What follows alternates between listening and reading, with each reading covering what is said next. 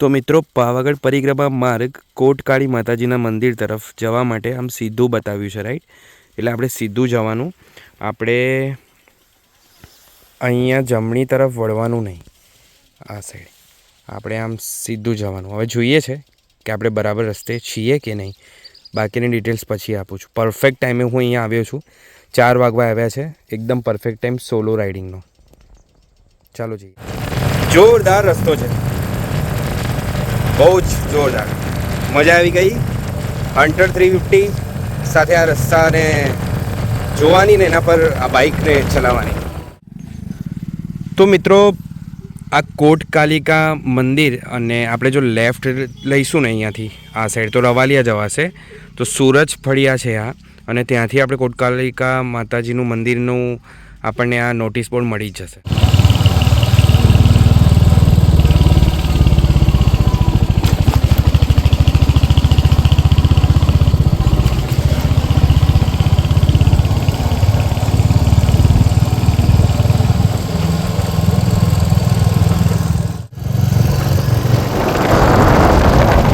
પાવાગઢ આપણી જમણી તરફ રહેશે અગર જો તમે કોટકાલી મંદિર તરફ જઈ રહ્યા હોવ તો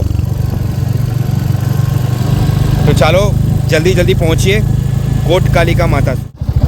ફ્રેન્ડ્સ, પાકા રસ્તામાંથી અચાનક કાચો રસ્તો આવી ગયો છે, તો થોડું સાચવજો તમે આવો ત્યારે, અને એકદમ ધ્યાનથી જવું, બહુ ફોર્મમાં નહીં આવી જવું, અને એકલા હોવ તો બહુ જ સાવચેતીથી આગળ વધવું.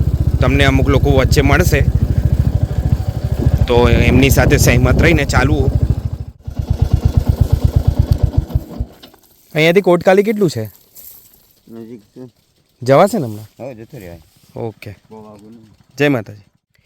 ફ્રેન્ડ્સ, જંગલની એકદમ વચ્ચોવચ્ચ હવે પહોંચવાયા છે આપણે. હમણાં થોડી વાર તમને ખબર પડશે, પણ હું તમને એના પહેલાં ખોફ બતાવું, ખોફ જેનાથી તમને લાગી શકે છે. પણ ડરવાની જરૂર નથી. હા, તમે એકલા આવો ત્યારે ધ્યાન જરૂર રાખવું પડશે, બહુ જ ધ્યાન રાખવું પડશે કે તમારે ટાઈમથી તમે મોડા તો નથી ને એવું બધું. તો આવું ગાઢ જંગલ છે, અનુભવ છે મને એટલે હું આવ્યો છું.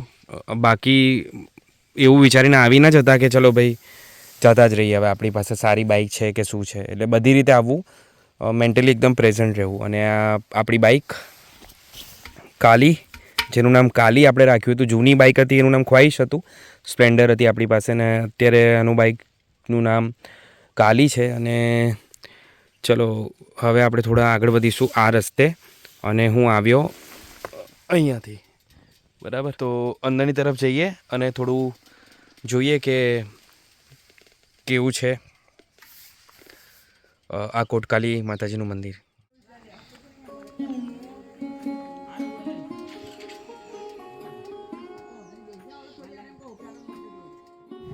ફ્રેન્ડ્સ, જુઓ અહીંયા કેટલું સરસ બની રહ્યું છે. નવી વ્યવસ્થા પણ બની રહી છે, કદાચ રસોઈ બનાવવા માટે, રહેવા માટે, મહેમાનોના સ્વાગત માટે, મહેમાનોને રહેવા માટે, મહેમાનોને થાક લેવા માટે. અને આ છે સામે શ્રી મહાકાળી માતાજી કોટકાલી, શ્રી કાળભૈરવ દાદાનું પણ મંદિર બાજુમાં છે. તો સૌથી પહેલાં આપણે દર્શન કરી લઈએ, અને પછી હું તમને બતાવું કે એની આસપાસ શું છે. આમ તો તમે જોઈ લો કે એની આસપાસ ગાઢ જંગલ છે, અને તમે જ્યારે અહીંયા આવશો ત્યારે અમુક છોકરાઓ તમને અહીંયા મળશે, તો ડરી નહીં જવું. એ આપણી હેલ્પ માટે ને આપણા માટે જ છે. એમના હાવભાવ અને એમના દેખાવથી તમારે ગભરાઈ ન જવું, પોતાના સમજીને ચાલવું. અને આ માતાજીનું ત્રિશૂલ તમને બતાવું. એક વખત હું શૂઝ કાઢી દઉં.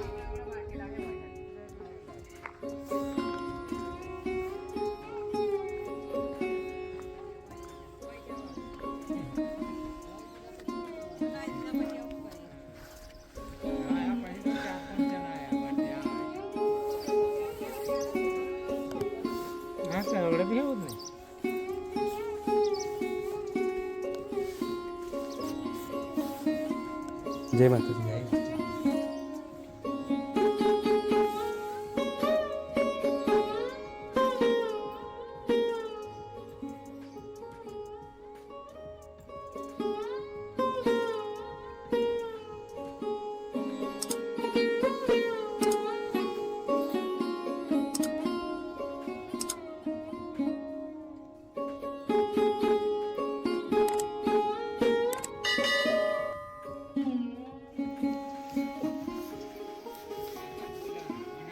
કાળ ભૈરવ દાદા.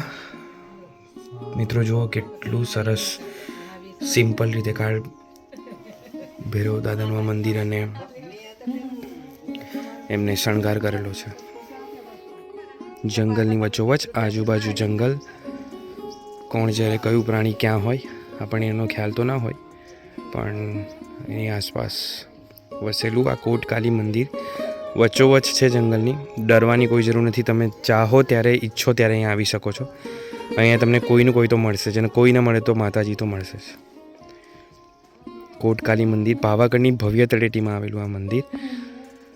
ચલો થોડું આગળ વધીશું. ક્યારે એવો કોઈ બનાવ નથી થયો જંગલી જાનવર? આટલું હજુ થયું આપણી ઉંમર લગભગ અમારે કેટલી 34-35 વર્ષ મારે થાય. એટલે તમારું તો જન્મ જ અહીંયા થયો ને આખું બાળપણ પણ અહીંયા અને મોટા પણ થયા અહીંયા. પણ કોઈ દિવસ આવું કે આ મંદિરની અંદર આવું થયું એવું પ્રોબ્લેમ અમારે બરાબર છે. 35 વર્ષ કરી. હા, એ તો સારું છે અને સરસ. હવે તો આના સારા સારા બીજા વિડીયોઝ પણ આવી ગયા છે, એટલે મને થયું કે લાય હું આટલા ટાઈમથી પાવાગઢ આવું છું, આટલા સમયથી, તો આવીને એનો વિડીયો બનાવું અને લોકો સુધી પહોંચે. ખૂબ સુંદર. હજુ બહુ સુવિધા થશે. હા, ધીરે ધીરે બધું બની રહ્યું છે. સુવિધા થવાની. અચ્છા, પાણીની વ્યવસ્થા તો આવી જ ગઈ છે? પાણીની થઈ ગઈ, બોરવેલ છે જ? બોરવેલ થઈ ગઈ. બરાબર. હવે આમાં ટેન્કર મૂકવાનું છે, અહીંયા રોપવાનું છે. બરાબર. એટલે એમાં બી પાણીની સુવિધા. અને આજે અચ્છા, આજે શેડવાળું બનાવ્યું છે પતરાનું, એ લોકોને રહેવા માટે રોકાવા. મહારાજ કદાચ પાછળની તરફ ગયા છે, થોડું કામ છે એટલે. પણ આની જે કહાની છે આપણે એને કેપ્ચર કરવાનો, સાંભળવાનો પ્રયત્ન કરીશું.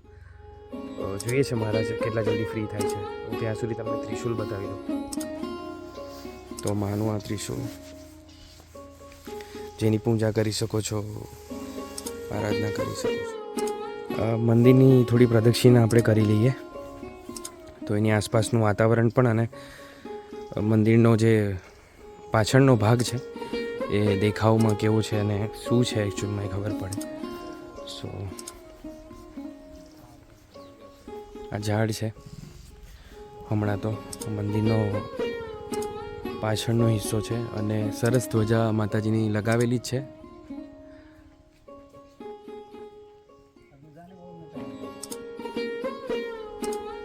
ચાલો આપણે થોડું પ્રદક્ષિણા પૂરી કરીએ માની.